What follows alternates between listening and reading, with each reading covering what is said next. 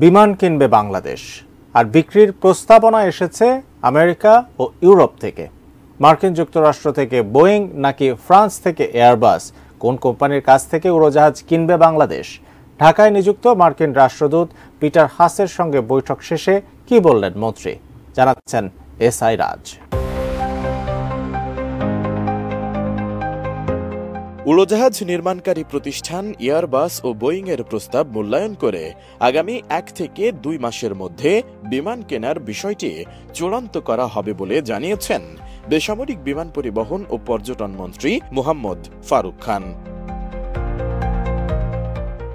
রোববার সচিবালয়ে বাংলাদেশে নিযুক্ত মার্কিন রাষ্ট্রদূত পিটার হাসের সঙ্গে বৈঠকের পর সাংবাদিকদের প্রশ্নের জবাবে মন্ত্রী একথা জানান। মন্ত্রী বলেন, মূল্যায়ন কমিটি রিপোর্ট দেওয়ার আগ পর্যন্ত বিমান কেনার বিষয়টি চূড়ান্ত হবে না।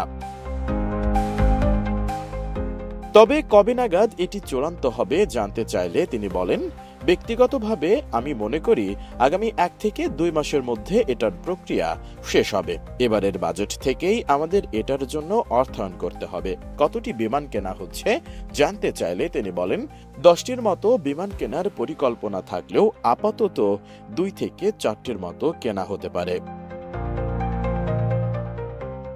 গত কয়েক দশক ধরে রাষ্ট্রীয় কোম্পানি বিমান বাংলাদেশ এয়ারলাইন্স বোয়িং থেকে উড়োজাহাজ কিনে আসছে। সেনা নিয়ন্ত্রিত তত্ত্বাবধায়ক সরকারের সময় 2008 সালে বিমানের জন্য কয়েক বিলিয়ন ডলার ব্যয়ে বোয়িং থেকে 10টি উড়োজাহাজ কেনার চুক্তি হয়। কিন্তু সম্প্রতি বিমানের জন্য উড়োজাহাজ কেনার জন্য ফ্রান্সের এয়ারবাসের প্রতি সরকারের আগ্রহ বেশি। গত বছরের সেপ্টেম্বরে ফ্রান্সের প্রেসিডেন্ট ইমানুয়েল ম্যাক্রোর ঢাকা সফরের সময় এয়ারবাস থেকে 10টি উড়োজাহাজ কেনার প্রতিশ্রুতি দেওয়া হয়। তবে বসে নেই যুক্তরাষ্ট্র। তারা বোয়িং এর উড়োজাহাজ বেচার জন্য তৎপরতা অব্যাহত রেখেছে। এ নিয়ে মার্কিন দূত ছাড়াও বোয়িং এর ঊর্ধ্বতন কর্মকর্তারা ঢাকায় এসে বারবার বৈঠক করছেন। সেই প্রেক্ষিতে রোববার পিটার হাসের সঙ্গে বৈঠক নিয়ে বিমানমন্ত্রী বলেন, বোয়িং নিয়ে কথা বলেছে, এখন পর্যবেক্ষণ চলছে।